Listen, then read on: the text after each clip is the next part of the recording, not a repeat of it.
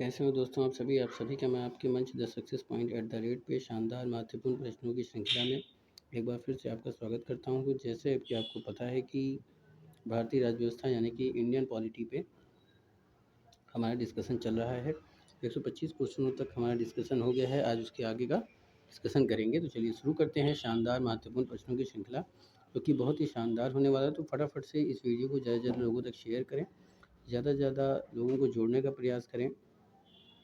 Video को शुरुआत से अंत तक ज़रूर देखें, और अगर आपको और प्रश्नों को देखना है या सॉल्व करने का प्रयास करना है तो आप मेरे प्लेलिस्ट में जाकर के और पुराने वीडियो को देख सकते हैं, पुराने प्रश्नों को देख सकते हैं, जो कि 1000 से 1500 प्लस प्रश्नों का संग्रह है। चलिए शुरू करते हैं आज के शानदार महत्वपूर्ण प्रश्नों की श्रृंखला का पहला प्रश्न। तो पहला प्रश्न क्या कह रहा है कि भारत के राष्ट्रपति राष्ट्रीय आपातकाल की घोषणा कर सकता है यदि खतरा है बाहरी आक्रमण का, आंतरिक अशांति का, सशस्त्र विद्रोह का, सांप्रदायिक संघर्ष का। आपको बताना है कि उपरोक्त में से कौन सा सही है। तो भारत के राष्ट्रपति जो होते हैं वो राष्ट्रीय आपात की घोषणा कर सकते हैं यदि खतरा हो। किससे? तो मूल संविधान के अनुसार अनुच्छेद 352 के तहत राष्ट्रपति युद्ध, बाह्य आक्रमण या आंतरिक अशांति के संकट की स्थिति में राष्ट्रीय आपातकाल की घोषणा कर सकते हैं। परंतु 44वें संशोधन 1978 से आंतरिक अशांति के स्थान पर सशस्त्र विद्रोह शब्द रखे गए हैं। इस प्रकार हमारा सही विकल्प क्या हो जाएगा प्यारे दोस्तों? पहला और तीसरा, यानी कि बाहरी आक्रमण और सशस्त्र विद्रोह। तो ये हो जाएगा हमारा डी। तो D is the right answer for this question. अगला प्रश्न, किसकी सलाह पर राज्य में राष्ट्रपति शासन लागू किया जाता है? तो ऑप्शन है मुख्यमंत्री, लेजिस्लेटिव असेंबली, गवर्नर, उच्च न्यायालय के मुख्य न्यायाधीश।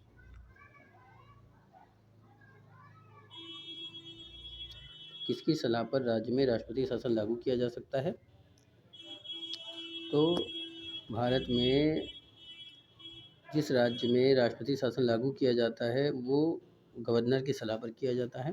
तो आपके ऑप्शन क्या हो जाएंगे? सी। तो C is the right answer for this question. और ये क्या है? अनुच्छेद 356 के अनुसार राज्य में राष्ट्रपति शासन गवर्नर की रिपोर्ट मिलने पर ही लागू होता है। तो ये क्या हो जाएगा? एक्ट 356, एक्ट 356 यानी कि अनुच्छेद 356। आगे चलते हैं। आगे प्रश्न क्या कह रहा है कि अनुच्छेद 352 के अनुसार राष्ट्रीय आपातकाल की घोषणा निम्नलिखित में से किन परिस्थितियों में की जा सकती है? अनुच्छेद 352 के अनुसार राष्ट्रीय आपातकाल की घोषणा किन परिस्थितियों में की जा सकती है? आपके ऑप्शन है संवैधानिक मशीनरी की विफलता, आक्रमण, आंतरिक अशांति, युद्ध, बाह्य आक्रमण अथवा सशस्त्र विद्रोह।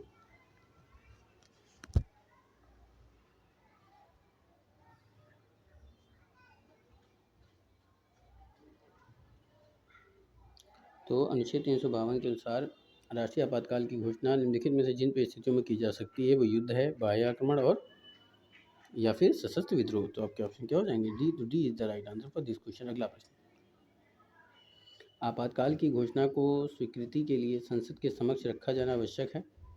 आपके ऑप्शन है 1 माह के अंदर, 2 माह के अंदर, 6 माह के अंदर या फिर 1 वर्ष के अंदर।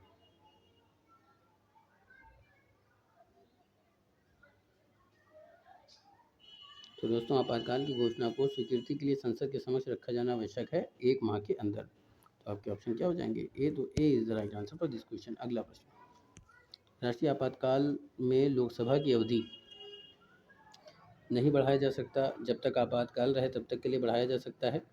केवल 1 वर्ष के लिए बढ़ाया जा सकता है। आपातकाल की समाप्ति तक बढ़ाया जा सकता है, लेकिन एक समय में केवल 1 वर्ष के लिए ही बढ़ाई जा सकती है।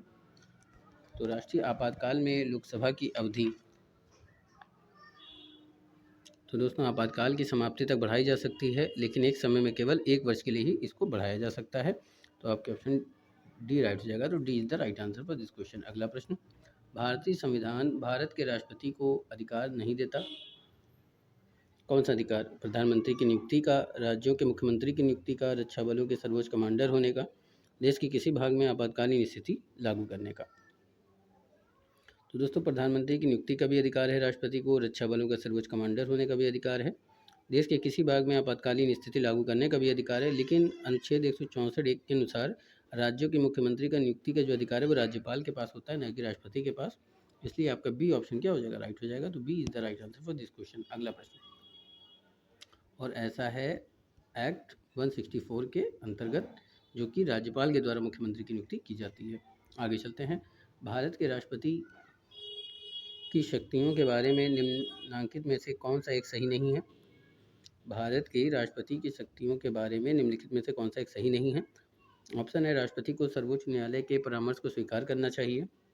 आपातकालीन शक्तियां, राज्यों में राष्ट्रपति शासन को आगे बढ़ाने की शक्ति। राष्ट्रपति सर्वोच्च न्यायालय के परामर्श को स्वीकार अथवा अस्वीकार कर सकता है। ऑप्शन एक बार फिर से, राष्ट्रपति को सर्वोच्च न्यायालय के परामर्श को स्वीकार करना चाहिए। आपातकालीन शक्तियां, राज्यों में राष्ट्रपति शासन को आगे बढ़ाने की शक्ति। राष्ट्रपति सर्वोच्च न्यायालय के परामर्श को स्वीकार अथवा अस्वीकार कर सकता है। तो संविधान के अनुच्छेद 143 के तहत राष्ट्रपति को सर्वोच्च न्यायालय से किसी विषय पर परामर्श प्राप्त करने की शक्ति है, परंतु उस पर परामर्श को स्वीकार करने की बाध्यता नहीं है। इसलिए विकल्प आपका कौन सा सही हो जाएगा, ए। तो A is the right answer for this question. राष्ट्रपति को सर्वोच्च न्यायालय के परामर्श को स्वीकार करना चाहिए, ये सही नहीं है। अगला प्रश्न क्या है कि निम्नलिखित में से कौन सा संवैधानिक विशेष अधिकार राष्ट्रपति का नहीं है। आपके विकल्प क्या है, साधारण बिल को पुनर्विचार के लिए लौटाना, वित्तीय बिल को पुनर्विचार के लिए लौटना, लोकसभा को भंग करना, प्रधानमंत्री की नियुक्ति करना। जो संवैधानिक विशेष अधिकार हैं वो राष्ट्रपति का नहीं है। इस कौन सा नहीं है, तो राष्ट्रपति वित्त बिल को अनुच्छेद 111 के तहत अन्य साधारण बिलों की तरह पुनर्विचार के लिए लौटा नहीं सकता है। तो क्या हो जाएगा कि वित्त बिल को पुनर्विचार के लिए लौटाना, यही सही नहीं है। तो आपके ऑप्शन क्या हो जाएंगे, बी। तो B is the right answer for this question. अगला प्रश्न, संसद के लिए राष्ट्रपति का अभिभाषण कौन तैयार करता है। ऑप्शन क्या है, स्वयं राष्ट्रपति, लोकसभा अध्यक्ष, राज्यसभा के सभापति या फिर केंद्रीय मंत्रिमंडल।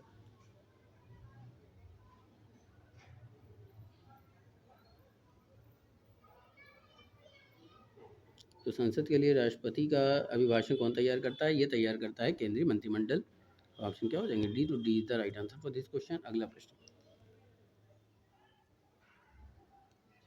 उपराष्ट्रपति से संबंधित निम्न कथनों में से कौन सा सही नहीं है। आपके कथन क्या है, उपराष्ट्रपति बनने के लिए व्यक्ति के पास जनता के सदन के सदस्य निर्वाचित होने की योग्यता होनी चाहिए।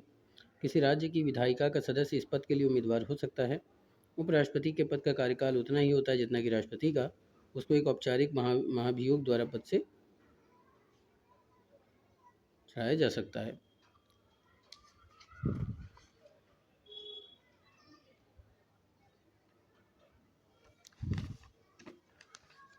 बस समझ रही है।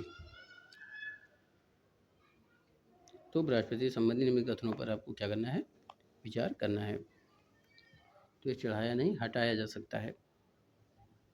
इसको ठीक कर लीजिए, ये होता है हटाया जा सकता है। द्वारा पद से हटाया जा सकता है।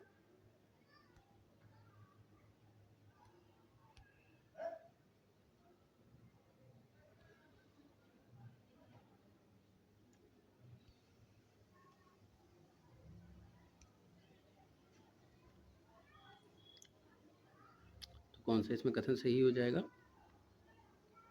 तो इसमें सही हो जाएगा कि पहला, कि उपराष्ट्रपति बनने के लिए व्यक्ति के पास जनता के सदन के सदस्य निर्वाचित होने की योग्यता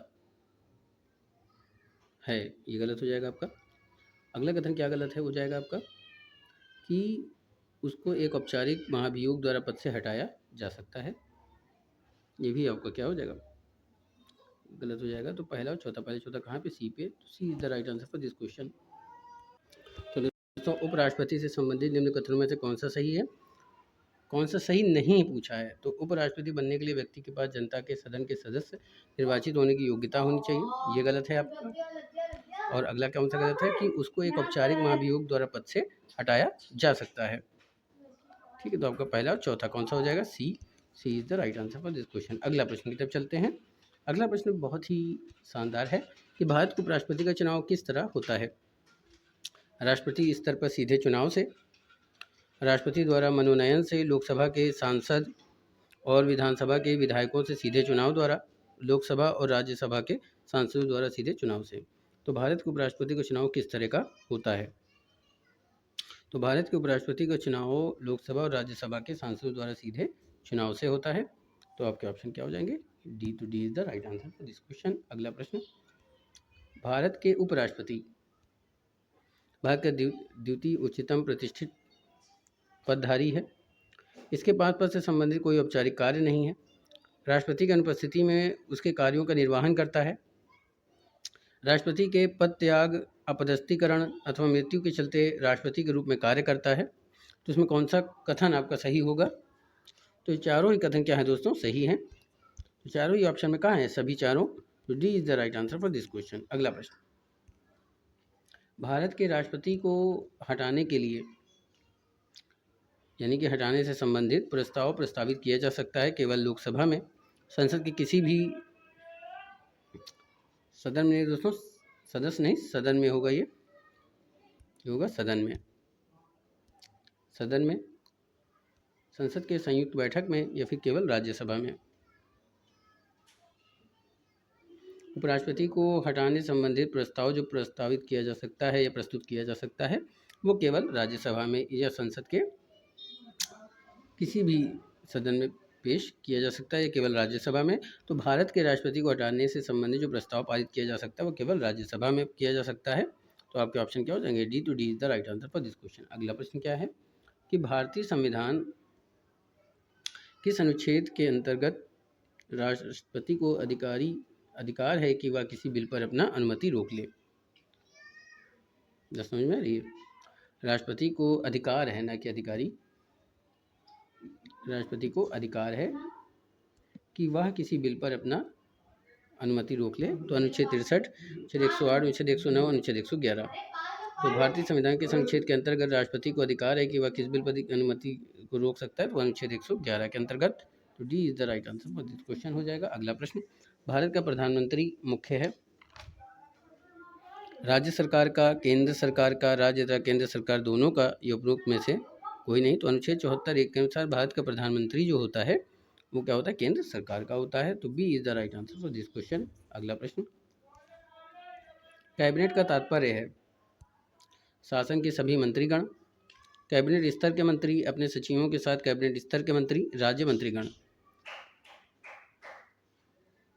तो प्यारे दोस्तों, कैबिनेट का जो तात्पर्य होता है वो होता है कैबिनेट स्तर के मंत्री। तो आपके ऑप्शन क्या हो जाएंगे? बी। तो B is the right answer for this question. अगला प्रश्न, यदि भारत के प्रधानमंत्री संसद के उच्च सदन के सदस्य हैं तो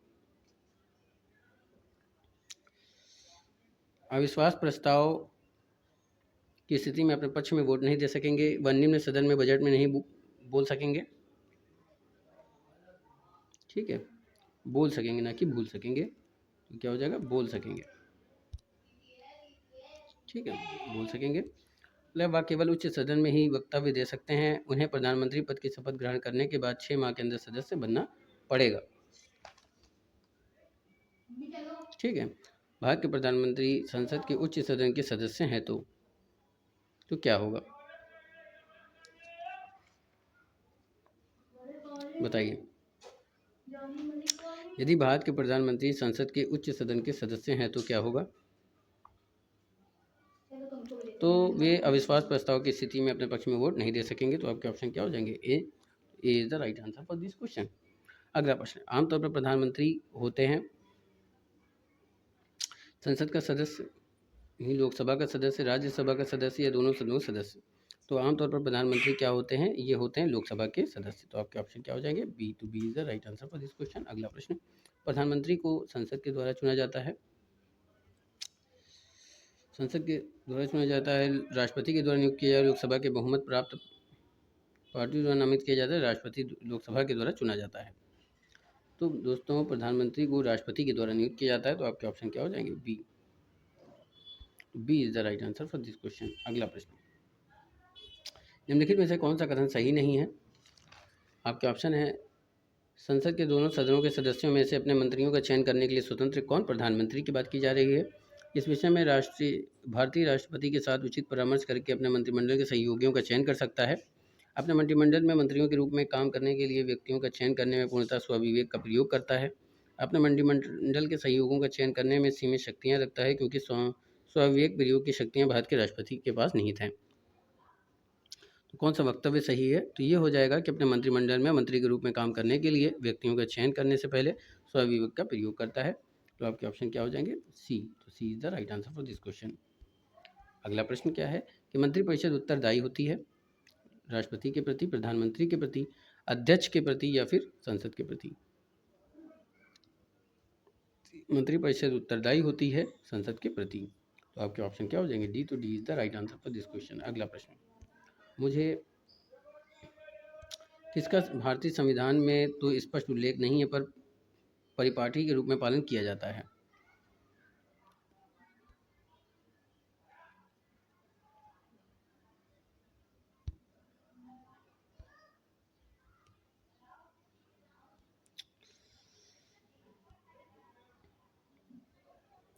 बताइए। क्वेश्चन, वित्त मंत्री निम्न सदन के सदस्य होने चाहिए। प्रधानमंत्री यदि निम्न सदन में बहुमत खो देता है तो उसे त्यागपत्र दे देना चाहिए। मंत्रिपरिषद में भारत के सभी भागों का प्रतिनिधित्व हो। अपनी पदअवधि की समाप्ति से पहले ही राष्ट्रपति और उपराष्ट्रपति दोनों के एक साथ पद त्याग करने पर संसद के निम्न सदन का अध्यक्ष राष्ट्रपति कार्य वहन करे। निम्नलिखित में किसका भारत के संविधान में स्पष्ट उल्लेख नहीं है? प्रधानमंत्री यदि निम्न सदन में बहुमत खो दे तो उसे त्यागपत्र देना चाहिए। तो आपके ऑप्शन क्या हो जाएंगे? बी। तो B is the right answer for this question. अगला प्रश्न, संविधान में मंत्रिमंडल शब्द का एक ही बार प्रयोग किया गया है। अनुच्छेद 352, अनुच्छेद 74 में, अनुच्छेद 356 में या अनुच्छेद 76 में? तो अनुच्छेद संविधान में मंत्रिमंडल शब्द का प्रयोग केवल एक ही बार अनुच्छेद 352 के खंड 3 में किया गया है और इसके अनुसार राष्ट्रपति आपातकाल की घोषणा तभी कर सकता है जब मंत्रिमंडल उसे निम्नलिखित रूप में देता है। तो संविधान में मंत्रिमंडल शब्द का प्रयोग कब किया गया था? तो ये किया गया था अनुच्छेद 352 में। तो A is the right answer for this question. अगला प्रश्न क्या है? निम्न कथनों पर विचार करना है। कथन क्या कह रहा है कि किसी व्यक्ति को उप प्रधानमंत्री कहना केवल राजनीतिक निर्णय है, वह उसे प्रधानमंत्री का कोई अधिकार प्रदान नहीं करता। तो दोस्तों, कथन और कारण क्या है? दोनों सही हैं, लेकिन कारण जो है वो कथन की व्याख्या नहीं करता। इससे बी ऑप्शन क्या हो जाएगा? राइट हो जाएगा। तो B is the right answer for this question. अगला प्रश्न, केंद्र सरकार के संदर्भ में निम्नलिखित कथनों पर विचार करना है। 15 अगस्त 1947 को केंद्र में मंत्रालयों की संख्या कितनी थी? 18 थी। वर्तमान में केंद्र मंत्रालय संख्या 36 है।